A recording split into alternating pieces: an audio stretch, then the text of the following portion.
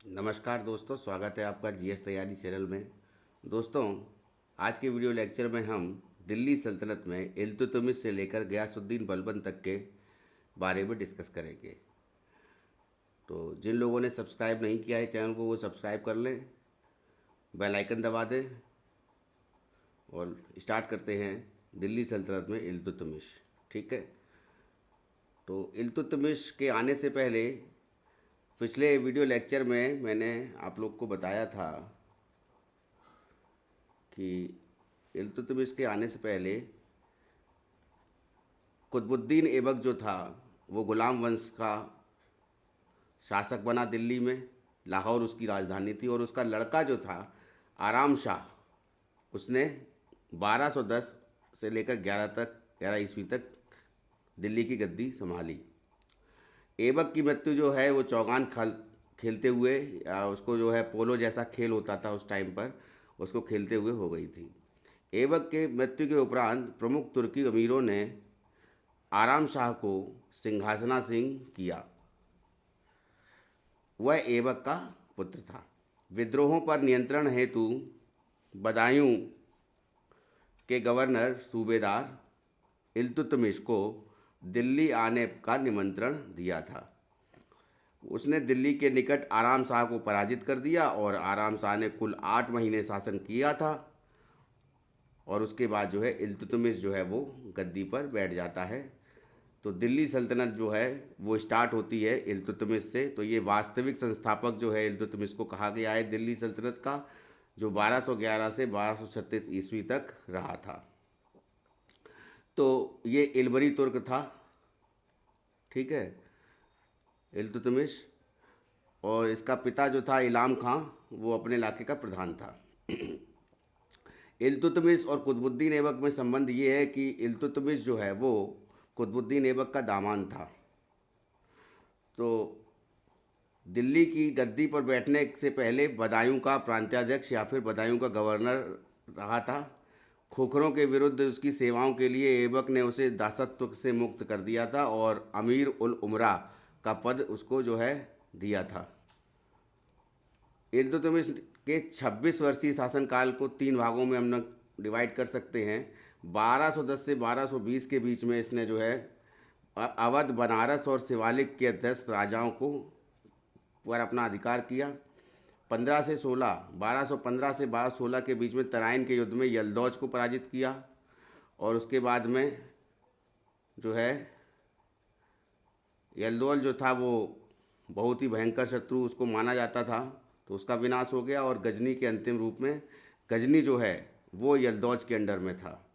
तो जब मोहम्मद गौरी जो है भारत से गया तो वो 3 अपने जो है गुलामों को छोड़ गया इंडिया के पास में। तो यलदौज जो था वो गजनी में शासन कर रहा था, दूसरा कुबाचा था वो सिंध में शासन कर रहा था, और तीसरा जो था कुतुबुद्दीन ऐबक था जो लाहौर में शासन कर रहा था। तो इसके फलस्वरूप क्या हुआ, तो गजनी जो है पूरा का पूरा जो है इसके अंडर में आ गया इल्तुतमिश के, और दिल्ली का स्वतंत्र अस्तित्व जो है निश्चित हो गया। ठीक है, 1217 ईस्वी में इल्तुतमिश ने कुबाचा को परास्त किया, लेकिन वह पूरी तरह कुचला ना जा सका। 1227 में जब इल्तुतमिश पुनः सिंध की ओर बढ़ा, तो सिंध जो था वो कुबाचा के अंडर में था। ठीक है, तो कुबाचा ने सिंधु नदी में डूबकर आत्महत्या कर ली। ठीक है, उससे डर गया था इल्तुतमिश से कुबाचा। 1221 से 27 में उसने मंगोल आक्रमण की समस्या का हल किया। देखिए, मंगोल आक्रमण जो है इल्तुतमिश के शासनकाल में हुए, तो मंगोल जो थे वो चाइना के क्षेत्र से आए थे। और मंगोल बेसिकली चंगेज खां जो था, पहला मंगोल था जो आक्रमण किया था, जिसने इल्तुतमिश के शासनकाल में दिल्ली सल्तनत में। तो चंगेज खां जो था वो 1155 में उसका जन्म हुआ था, और मंगोल का तातारी पठार पर हुआ था उसका जन्म। और वो तिमुचिन उसका नाम था चाइना में, और तिमुचिन या तिमुजिन जो भी कहा जा सकता है। 1215 में इसने बीजिंग पर और इसके 5 वर्ष के उपरांत 1220 में ट्रांसऑक्सियाना पर अधिकार कर लिया। तो बीजिंग जो है ये चाइना की कैपिटल है इस समय, और पहले पेकिंग थी। ट्रांस ऑक्सियाना बेसिक मध्य एशिया, तो मध्य एशिया को बोला जाता है। तो ट्रांस ऑक्सियाना में जो है हमारे जैसे कजाकिस्तान है, उज्बेकिस्तान है, तुर्कमेनिस्तान है, ताजिकिस्तान है, ये सभी देश जो है आते हैं। ठीक है। तो 1220 में ख्वारिज्म के साम्राज्य को पूर्णतः नष्ट करके उस पर अपना अधिकार कर लिया, मध्य एशिया पर। ख्वारिज्म का शाह जो है कैस्पियन सागर जो है उसके तट की ओर भागा, और उसका युवराज जलालुद्दीन मंगबरनी जो है वो पंजाब की ओर गया। ठीक है। मंगबरनी ने खोखर सामंत से अपनी पुत्री का विवाह कर दिया था तथा खोखरों की सहायता से सिंध दोआब के ऊपरी भाग पर अधिकार कर लिया था। चंगेज खां ने भारत पर आक्रमण करना उचित नहीं समझा और वापस चला गया। मंगोल आक्रमण की आशंका से इल्तुतमिश भयभीत हो गया था, इतना भयभीत हो गया था कि उसने 1227 में चंगेज खां की मृत्यु तक जो है कोई भी सैनिक अभियान नहीं किया था। इल्तुतमिश ने 1221 में ख्वारिज्म के युवराज जलालुद्दीन मंगबरनी का मंगोल आक्रमण के विरुद्ध शरण देने के अनुरोध अस्वीकार कर दिया। 1228 से 36 ईस्वी में अपनी वैयक्तिक और वंशीय सत्ता के संगठन हेतु कार्य किए, और तुर्कों की भारत विजय को स्थायित्व प्रदान करने का श्रेय इल्तुतमिश को ही है। ठीक है। खलीफा के अधिकार प्राप्त कर लिया था, तो जो खलीफा था वो जो था उसने जो है इल्तुतमिश को जो है ये अधिकार दे दिया था कि हाँ आप उस क्षेत्र के जो है आप ही सुल्तान रहेंगे। तो उसका दिल्ली सल्तनत पर प्रथम वैधानिक सुल्तान जो था वही रहा, तो इल्तुतमिश। तो राजपूताना पर इल्तुतमिश का पहला अभियान जो है 1221 में कालिंजर दुर्ग पर हुआ था। ठीक है। कालिंजर जो है ये अपना बांदा में है। इल्तुतमिश ने 1226 ईस्वी में रणथंबोर दुर्ग अधिकृत कर लिया। तो रणथंबोर का जो किला था उसको भी जो है अपने मिला लिया, ये अजमेर के पास में राजस्थान में स्थित है। गुजरात का चालुक्यों के साथ हुए, गुजरात के चालुक्य या चोलुक्य जो भी बोलते थे उनको, तो युद्ध में उसे हानि उठानी पड़ी थी, और ये जो गुजरात था ये कभी भी इल्तुतमिश के अंडर में नहीं आया। तो 1234-35 ईस्वी में उसने मालवा पर आक्रमण कर भिलसा तथा उज्जैन को तो लूटा, लेकिन ये गुजरात जो है वो इससे अलग ही रहा, और उज्जैन में जो महाकाल मंदिर था उसको भी नष्ट किया था। उसके बाद जो है इल्तुतमिश ने अंतिम अभियान जो है बनियान पर 1236 ईस्वी में किया। अवध में इल्तुतमिश के सबसे बड़े और योग्य पुत्र कौन था? नासिरुद्दीन महमूद। उसको स्थानीय जातियों और नेता पृथु जो था वो अवध का नेता था। तो उसके नामक एक अत्यंत वीर और साहसी योद्धा था, उसका विद्रोह सहना पड़ा था नासिरुद्दीन महमूद को। तो इसने तुर्कों को बार बार पराजित किया और लगभग 1,20,000 शत्रु सैनिक मार डाले। पृथु के मृत्यु के उपरांत ही दिल्ली का आधिपत्य अवध पर हो पाया था। ठीक है। तो दिल्ली में 29 अप्रैल 1236 को इल्तुतमिश की मृत्यु हो जाती है, और इल्तुतमिश के निर्देश पर ही शासन और युद्ध कला का पहला भारतीय मुसलमान शास्त्र जो है आदाब उल मुल्क रचा गया। सल्तनत प्रशासन के 3 प्रमुख अंग, जैसे मुद्रा में डेवलपमेंट किया उसने, जीतल तांबे का और टंका जो है चांदी का सिक्का चलवाया। एकता प्रणाली डेवलप करी कि एकता जो था वो जैसे प्रदेश में जिला होता है वैसे एकता दार बनाए गए, वहाँ पे एकता डेवलप किया। और इसके लिए उसने जो वेतन दिया वो नगद ना दे करके वो कृषि वाली जो भूमि होती थी वो दे देता था। ठीक है। तो एवं सेना को सुव्यवस्थित किया था। ठीक है। विजित क्षेत्रों पर बेहतर नियंत्रण के लिए उसने तुर्की अधिकारियों का एकता धन के बदले वेतन के रूप में भूमि प्रदान की। ठीक है। अब इल्तुतमिश का जो पहला मुसलमान शासक था, ये पहला मुस्लिम शासक था जिसने सिक्कों पर शुद्ध अरबी लिपि का प्रयोग किया था। तो ये सिक्कों पर जो है अरबी भाषा में जो है लिखवाया भी करता था। तो सिक्के पश्चिमी देशों के समान थे उसके, वो पहला सुल्तान ऐसा था। 2 प्रमुख सिक्के चांदी का टंका, तांबे का जीतल प्रचलित किए। इल्तुतमिश का नाम अरबी में अंकित था सिक्कों पर। 175 ग्रेन का चांदी का टंका को अपना मानक सिक्का बनाया।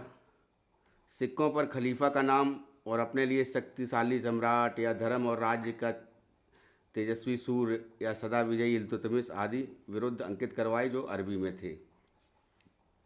जीतल को एक विशिष्ट सिक्के के रूप में प्रचलित करने का श्रेय भी इल्तुतमिश को ही है। टंकों पर जो है टकसाल का नाम लिखा होता था, जहाँ से वो टंका जो है बन के आता था, प्रोड्यूस होता था, वहाँ पे उसका टकसाल जो थी उसका नाम लिखा की परंपरा जो है ये भी इल्तुतमिश ने डेवलप करी थी। उसके काल में सोने के सिक्कों में कोई सुधार नहीं हुआ था। एकता प्रणाली, सेना और मुद्रा प्रणाली को संगठित करने के कारण ही इल्तुतमिश को दिल्ली सल्तनत का वास्तविक संस्थापक माना जाता है। इब्न बतूता ने इल्तुतमिश की न्याय व्यवस्था के संदर्भ में उसके महल के समक्ष बने संगमरमर के 2 शेरों के गले में घंटियां लटकाए जाने का उल्लेख किया है। अब ये इब्न बतूता जो था ये मोरक्को का यात्री था, मोरक्को से इंडिया आया था मोहम्मद बिन तुगलक के शासनकाल में। तो उसने जो है दिल्ली सल्तनत पर जो है बुक लिखी, और ये जो बुक का नाम था रेहला नाम था, ठीक है। वो बुक जो है बेसिकली इल्तुतमिश से लेकर के उसने पूरा फिरोज तुगलक तक जो है पूरा लिखा था। तो गांव में पंचायत मात्र हिंदुओं के विवादों का निर्णय करती थी। हिंदू और मुस्लिम के बीच का अगर कोई विवाद होता था तो वो काजी के पास जाता था, ठीक है। तो इल्तुतमिश ने पहली बार एक शाही सेना हस्मे कलब खड़ी की थी, जिसकी भर्ती, भुगतान सभी कुछ जो है केंद्रीय सरकार द्वारा ही होता था। उसने 40 गुलामों का एक दल तुर्क चहलगानी या 40 दल जो है डेवलप किया था, ठीक है। उसने इसको जो है चरगान भी बोलते थे और 40 ही बोलते थे। तो इसको ये डेवलप करने का रीज़न जो था इसका वही था कि मंगोल आक्रमण को जो है कैसे रोका जाए, ठीक है। अब इल्तुतमिश ने सल्तनत की राजधानी जो थी लाहौर कुतुबुद्दीन ऐबक की राजधानी थी, तो वहाँ से ट्रांसफ़र करके दिल्ली को जो है कि उसने अपना राजधानी बना लिया। इल्तुतमिश ने अपनी शासन प्रबंध व्यवस्था का पुनर्गठन मोहम्मद जुनैदी की सहायता से किया था। ये उसका प्रधानमंत्री था, ठीक है। इल्तुतमिश का प्रधानमंत्री मोहम्मद जुनैदी था, याद रखिएगा। उसने 1231-32 ईस्वी में कुतुब मीनार का निर्माण पूरा कराया था। तो 4 मंजिला कुतुब मीनार का निर्माण जो है 31-32 ईस्वी में जो है कराया था, और उसके बाद जो है फिरोज़ तुगलक ने इसको जो है 5 मंजिला बना दिया था। तो चौथी मंजिल गिर गई थी, उसके बाद फिर से उसको डेवलप किया था, फिर से उसको बनाया करके 5 मंजिल तक ले गया था। और ये मूलतः जो है इराक निवासी सूफ़ी संत कुतुबुद्दीन बख्तियार काकी जो थे उनकी वहाँ पे मज़ार है पास में, उनकी स्मृति में निर्मित कराई गई थी कुतुब मीनार। इसने जोधपुर के नागौर में अतारकिन का दरवाज़ा निर्मित करवाया, जो बुलंद दरवाजे का प्रेरणा स्रोत बना। उसने दिल्ली में एक मस्जिद और विद्यालय भी बनवाया इल्तुतमिश ने अपने पुत्र नासिरुद्दीन महमूद की कब्र पर सुल्तानगढ़ी नामक मकबरा दिल्ली में 1231 में बनवाया था। इसका बाह्य भाग भूरे ग्रेनाइट पत्थर और सफ़ेद संगमरमर से बना है, ठीक है। भारत में संभवतः प्रथम मकबरा निर्मित कराने का श्रेय जो है ये इल्तुतमिश को ही है। उसने बदायूं में जामा मस्जिद 1223 ईस्वी में बनवाई थी। अब इल्तुतमिश के बाद में जो है रुकनुद्दीन फ़िरोज़ शाह, सुल्तान रज़िया सुल्तान, बहराम शाह, अलाउद्दीन मसूद शाह और नासिरुद्दीन महमूद, ये पांचों लोग जो है इल्तुतमिश के बाद में दिल्ली सल्तनत में दिल्ली की गद्दी संभालते हैं। उसमें मेनली जो रज़िया सुल्तान थी, जो इल्तुतमिश की लड़की थी, 1236 से 1240 तक इसने जो है शासन किया था दिल्ली सल्तनत पर। और 1240 में ये डाकुओं के गिरोह द्वारा मारी गई थी।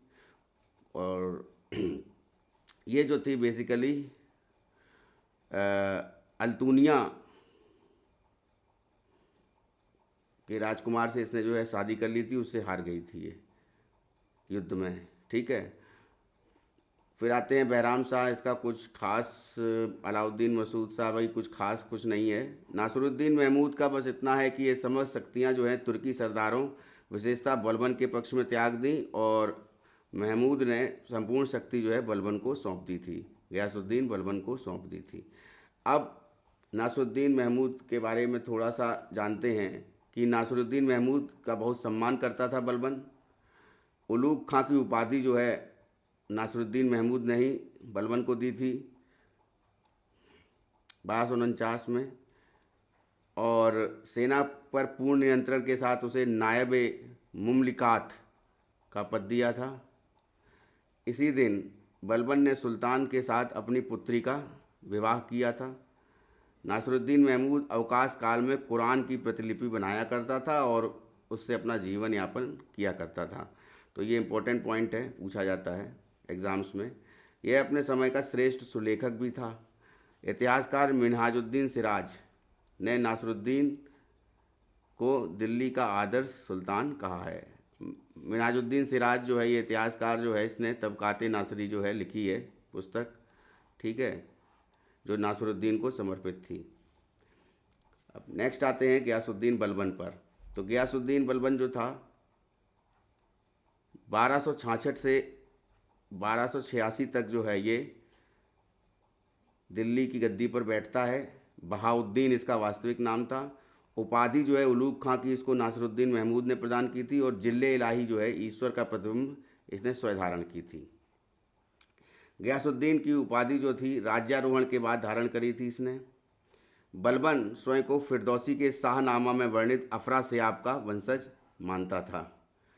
अपने कुलीन रक्त का दावा साबित करने के लिए उसने स्वयं को तुर्क अमीरों के हितों की रक्षक के रूप में प्रस्तुत किया था। उसने सुल्तान की प्रतिष्ठा को स्थापित करने के लिए क्या किया? रक्त और लौह की नीति को अपनाया था। सिजदा और पैबोस की नीति को भी इसने अपनाया था। और तुर्कान चहलगामी जो चालीसा दल गठित किया था इल्तुतमिश ने, उसको जो है इसने ख़त्म किया था। तो बलबन को किशोरावस्था में मंगोल पकड़ ले गए थे। बसरा के एक धर्मनिष्ठ जलालुद्दीन ख्वाजा ने उसे खरीद कर दिल्ली लाया था। सिंहासन रोहण के बाद उसने मद्यपान, हास्य और संगीत का त्याग कर दिया था। उसका शासनकाल दृढ़ता, शांति और प्रतिरक्षा का काल था। बलबन पहला शासक था जिसने किले बनाने पर ध्यान दिया था, ठीक है। लाल महल जो है बलबन का मकबरा जो है वहीं पर था। तो बलबन के शासनकाल में विद्रोह करने वाला एकमात्र सरदार कौन था? तुगारिल बेग, जो बंगाल का सरदार था। तो बंगाल की तात्कालीन राजधानी जो थी लखनऊती का विद्रोह का नगर जो है कहा जाता था। 1979 में तुगारिल के दमन हेतु भेजे गए 3 सैन्य अभियान निरंतर असफल रहे थे। अंततः स्वयं सुल्तान के ने अपने पुत्र बुगरा खां के साथ से नेतृत्व कर तुगरिल का दमन किया था। अब बलबन का युग जो है 1246 से 86 तक माना जाता है, और 46 से 66 तक जो है वो 1246 से 66 तक सल्तनत का प्रधानमंत्री रहा था, और उसके बाद में 1266 से 86 तक ये दिल्ली सल्तनत का प्रमुख रहा था। बरनी बेसिकली तारीख़ फ़िरोज़ शाही लिखी है बरनी ने, ज़ियाउद्दीन बरनी नाम है। तो उसने बलबन के राज्य की महान विभूतियों का उल्लेख किया है। बलबन ने कवि अमीर हसन और अमीर खुसरो को राजाश्रय प्रदान किया था। अमीर खुसरो जो था वो अलाउद्दीन खिलजी के टाइम पर भी था, ठीक है। तो बलबन जो है पक्का सुन्नी मुसलमान था। बलबन ने किसी राजपूत राजा से युद्ध नहीं किया था। मध्यकालीन इतिहासकार मिनहाज सिराज ने बलबन की अत्यधिक प्रशंसा की है। बलबन ने अपने लिए दिल्ली में लाल महल जो है निर्मित करवाया था। अब आते हैं नेक्स्ट पॉइंट पे। दिल्ली के कोतवाल ने बलबन की मृत्यु के बाद कूटनीति के द्वारा कै खुसरो को मुल्तान की सूबेदारी देकर बुगरा खां के 17 वर्षीय पुत्र कैकुवात को सुल्तान बनाया, ठीक है। तो अब जो है बलबन के बाद कैकुवात जो है सुल्तान बनता है दिल्ली का। तुर्क अमीरों ने कैकुवात के पुत्र क्यूमर्स को शमसुद्दीन क्यूमर्स उपाधि के साथ सुल्तान बनाया, किंतु अंततः उसकी हत्या करवा दी। और बलबन की मृत्यु के उपरांत ही उसका वंश जो है 3 वर्ष के से अधिक ना चल पाया, और उसके बाद जो है वो दिल्ली सल्तनत जो है पूरी की पूरी जो है उस पर खिलजी का वर्चस्व हो जाता है। तो कैकुवात ने गैर तुर्क सरदार जलालुद्दीन फिरोज खिलजी को अपना सेनापति बनाया था। बुलंदशहर की जागीर प्रदान की थी जलालुद्दीन खिलजी को। कैकुवात को 1290 में लकवा मार गया था। किलोखरी के उसके शीश महल में एक खिलजी सरदार ने, जिसका पिता उसकी आज्ञा से फांसी पर चढ़ाया गया था। कैकुवाद की हत्या कर दी थी और उसका शरीर जो है यमुना में फेंक दिया गया था। और जलालुद्दीन खिलजी ने जो है क्यूमर्स की भी हत्या करी थी। ठीक है। 13 जून 1290 में किरोखरी के महल में कैकुवाद द्वारा अपूर्ण शीश महल का निर्माण जलालुद्दीन ने अपना राज्याभिषेक कराया और सुल्तान बन गया। अंततः मार्च 1290 में जलालुद्दीन फिरोज जो है खिलजी जो है सल्तनत के सिंहासन पर बैठता है और नए वंश का जो है उसकी नींव डालता है। तो इसके बाद जो है चैप्टर आता है हमारा यहाँ पर, जलालुद्दीन खिलजी से स्टार्ट करेंगे खिलजी वंश को। तो यहाँ पर गुलाम वंश जो है वो ख़त्म होता है। तो इस वीडियो लेक्चर में हमने गुलाम वंश में इल्तुतमिश से लेकर के गयासुद्दीन बलबन के बारे में जाना, और उसके बाद में ये भी जाना कि कैकुवाद और क्यूमर्स जो है वो अंतिम शासक रहे थे गुलाम वंश के दिल्ली में। तो दोस्तों इस वीडियो लेक्चर में इतना ही। नेक्स्ट वीडियो लेक्चर में हम लोग खिलजी वंश के बारे में डिस्कस करेंगे। दोस्तों यदि आपने अभी तक चैनल सब्सक्राइब नहीं किया है तो जीएस तैयारी चैनल को सब्सक्राइब कर लें, बेल आइकन दबा दें। जीएस तैयारी प्लेटफॉर्म जो है ये हमारा अन्य जितने भी सोशल जो वेब्स हैं फेसबुक में और टेलीग्राम पर भी उपलब्ध है। साथ में ये हम आपको गूगल प्ले से ऐप डाउनलोड करने के लिए मिल जाएगा जीएस तैयारी का, जिसमें नोट्स और कोर्सेज जो हैं अवेलेबल हैं। Thank you.